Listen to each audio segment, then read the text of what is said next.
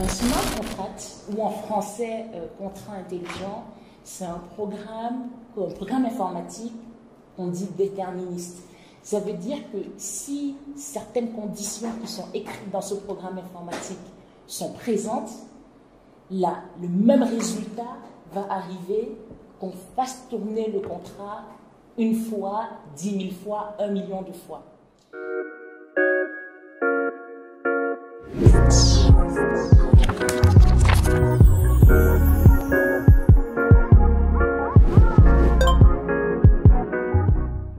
Pourquoi c'est pas un contrat légal, il n'est pas si intelligent que ça, puisque je vous dis qu'à chaque fois, étant donné des conditions particulières, il fait la même chose.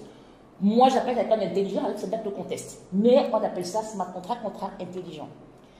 La particularité, c'est qu'il tourne, ce programme informatique tourne sur la blockchain, ce qui lui donne ce côté immuable. Ça veut dire qu'une fois qu'on s'est mis d'accord sur un contrat, qu'on l'a écrit, qu'on l'a signé, signature électronique, vu qu'on est dans le monde du digital, et qu'il vit sur la blockchain, on ne peut plus le changer.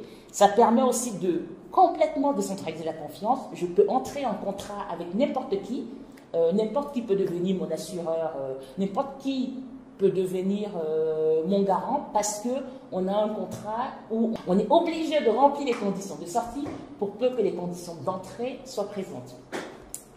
En Afrique, pour vous permettre d'illustrer un peu comment on pourrait l'utiliser, vous devez être tous familiers avec des problèmes qui arrivent très souvent autour du cadastre, du terrain. On ne sait jamais à qui appartient le terrain, qui avait la primauté de la propriété du terrain, comment se prémunir des gens qui vendent le terrain à 5, 6, 7 personnes, comment se prémunir des gens qui prennent de l'argent et qui disent « Ah ben non, après, non, j'ai pas reçu de l'argent, c'était pas à vous de vendre le terrain ». Donc imaginez d'utiliser cette technologie blockchain et ces smart contracts pour gérer ça. Ça ressemblerait à quoi? Très simple. J'ai mon terrain. La première fois que j'immatricule mon terrain sur le cadastre légal de l'État dans lequel je suis, je l'enregistre aussi et je mets une certification unique, un identifiant unique qui est donné par la blockchain sur la blockchain. Donc là, on est sur une sorte de base de données qui est non modifiable, qui est publique, transparente, et ça veut dire que n'importe qui demain, si je veux vendre mon terrain, j'ai juste à donner mon identifiant unique, la personne va sur la blockchain correspondante et peut vérifier que ce terrain m'appartient bien. Quand je veux faire une transaction autour de ce terrain, pareil, je l'envoie, j'envoie cet identifiant unique et je transfère la propriété via la blockchain, comme je transférais des tokens ou des bitcoins. Et en retour, la personne peut vérifier que je possède bien le terrain, que j'ai le droit de le vendre, et je suis dans l'obligation de renvoyer automatiquement aussi la somme correspondante. Et ça se fait au travers de ce contrat intelligent. Puisque la condition d'envoi dans un compte d'escompte sera réunie, ben, du coup, il doit me faire parvenir le montant sur lequel on s'est mis d'accord. J'ai essayé de schématiser assez rapidement. Vous vous doutez bien que dans la mise en œuvre est un peu plus complexe, mais pas tellement. Je pense qu'aujourd'hui, il y a plusieurs pays africains, je discute avec beaucoup de personnes qui sont assez haut placées, qui ont déjà identifié ce cas d'usage.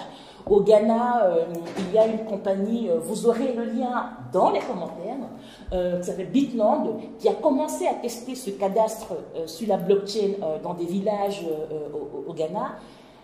Il faudrait juste qu'il y ait ce courage politique, cette levée de la bureaucratie, de la peur du changement, pour pouvoir aller vers ce monde nouveau. On a la chance aujourd'hui, et la malchance peut-être, mais la chance en Afrique, que plus de 70% de nos terres ne sont même pas encore sur les cadastres physiques. Quand on pense au village, on a encore des transmissions au niveau coutumier entre familles.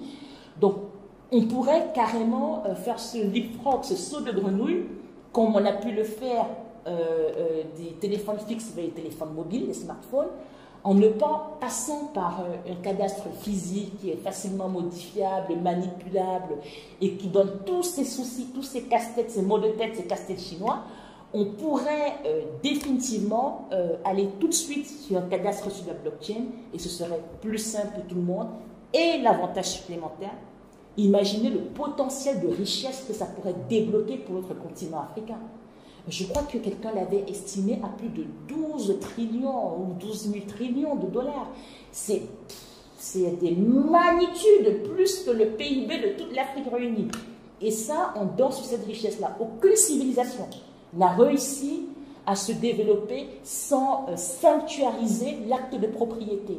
Parce que si je suis propriétaire du terrain et que je peux le prouver aux yeux du monde, je peux aller prendre des crédits pour développer mon terrain ou faire des business où que ce soit dans le monde. Et cet acte foncier que j'ai ne pourra plus être contestable puisque la blockchain l'atteste.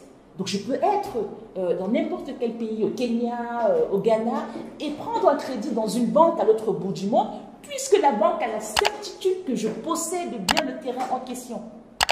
Voilà.